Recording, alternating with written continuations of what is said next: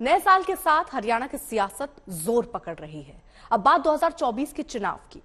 नए साल की शुरुआत के साथ ही 24 की तैयारियां तेज होती दिख रही हैं। सुगबुगाहट है कि विपक्ष राहुल गांधी के चेहरे पर 2024 की जंग में उतरेगा।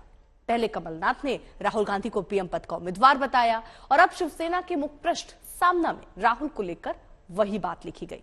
नीतीश कुमार भी राहुल के नाम पर सहमति जता चुके हैं। तो क्या यह माना जाए कि 2024 में विपक्ष का चेहरा राहुल गांधी ही होंगे?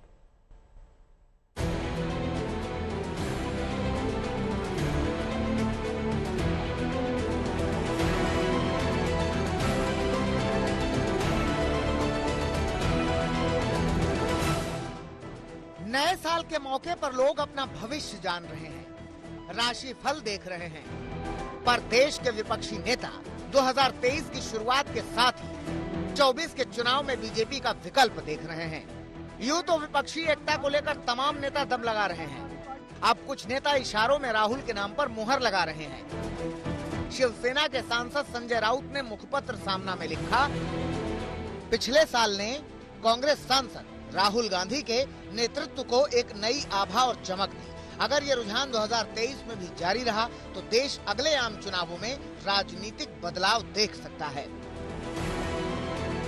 संजय राउत का ये लेख कमलनाथ के उस बयान के बाद आया जिसमें उन्होंने राहुल गांधी को पीएम पद के लिए विपक्ष का उम्मीदवार बताया था, जिस पर नीतीश कुमार ने भी कहा था कि राहुल के नाम पर उन्हें कोई ऐतराज नहीं है।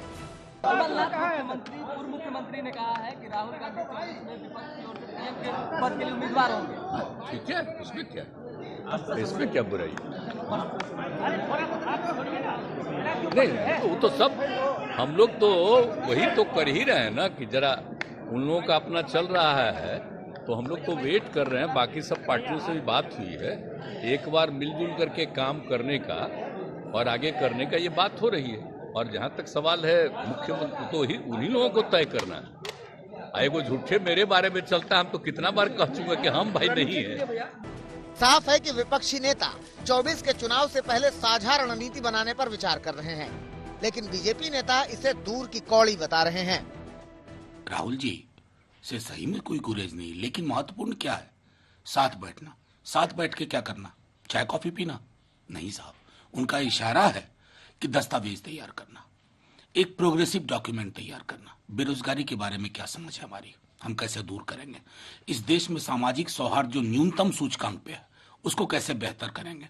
चरम पे महंगाई है, उसको कैसे नीचे लाएंगे? प्रधानमंत्री पद के विपक्ष के उम्मीदवार के लिए अभी से द्वंद्व चल रहा है।